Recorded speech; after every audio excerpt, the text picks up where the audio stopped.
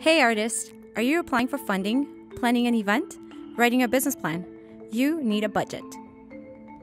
Hearing you need a budget can set off waves of panic, confusion, and frustration, and it's okay to feel overwhelmed.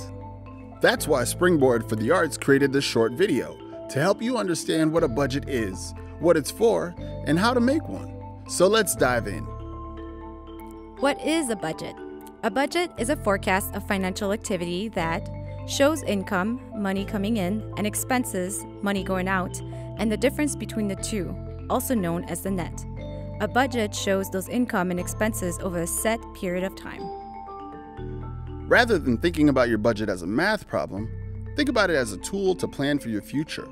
You may be dreaming about creating a performance, or holding a series of workshops, or applying for funding to finally get that community art project up and running.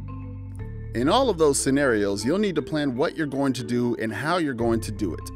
Talking or writing about your project or proposal is one way to capture this info. A budget is another way. Here's an example. If you're planning to create a performance that will eventually have an audience, one of the first things you might need is a rehearsal space. You'll also need a performance space. You'll need someone to perform it. You may need technicians to run lights and sound. You may need designers for costumes, lights, scenery, etc. All of those elements have costs attached, including paying yourself to project manage and/or perform. So those costs will go on the expenses portion of your budget. Once you have a rough idea of what costs you'll have, you can look at what kind of income you'll need to cover those costs. You might think, I have no idea what kind of income I can get. My grandma said she'd give me $20, but that's it. It's okay not to know. In fact, most organizations, for-profit and not-for-profit, are making an educated guess when it comes to their income and expense projections, knowing that the numbers will shift with time. If you're just starting out, do some research on available grants or funding sources. Then make a list of those that might be a good fit for your project.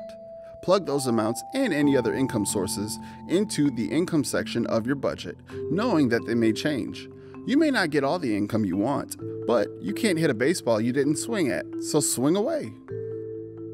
Choose a time period for your budget.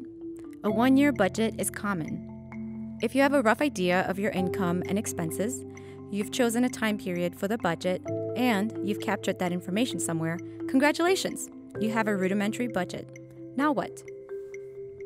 You'll need to write down your budget in a format that's easy to read and understand. You can write it down on a piece of paper first, but it's a good idea to transfer your budget to a shareable format like Excel or Google Docs or Google Sheets.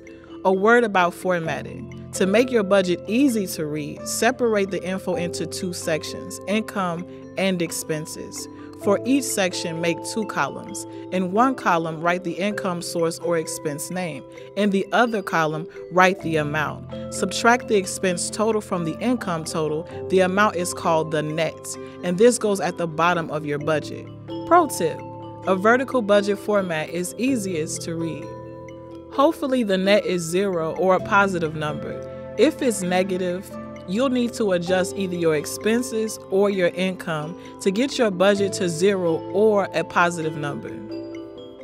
As you start to fill in your budget, you might think, how do I know if I'm making an educated guess? I'm just writing down numbers. We like to recommend that artists ask themselves 2 questions. 1, what would I do with this project if I had all the funding I needed? And 2, what's the bare minimum I need to make this project happen? Number 1 is what we call the blue sky budget, and number 2 is what we call the no snacks budget. Your budget will probably fall in between these 2 extremes. If you calculate the net and find you have a large surplus, and your project is not for profit, go back over your expenses to see if there's an area that's underfunded.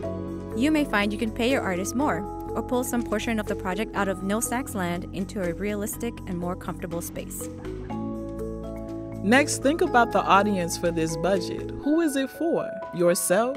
A funding organization? Your friends and family? If the budget is for you, you might include a lot more detail than if you'll be handing it to a funder or a family member. Pro tip: you never want to share your no snacks budget. No one else needs to know that you can do your project for $100 in a pack of chewing gum, because that budget often means that the artists involved, including yourself, won't get paid for their time and energy. You do want to be able to share your blue sky budget because you never know who can give you that funding. A final thought. Budgeting is not the time to be timid. Be ambitious and practical in your planning. It's important to identify your hopes and ambitions for the project and have a rational set of numbers to back up how you're going to do it. Don't let uncertainty hinder the scope of your vision. Hopefully, you have a better idea on how to create a budget for your arts project. If you have questions, feel free to get in touch with Springboard for the Arts at info@springboardforthearts.org. We're happy to help.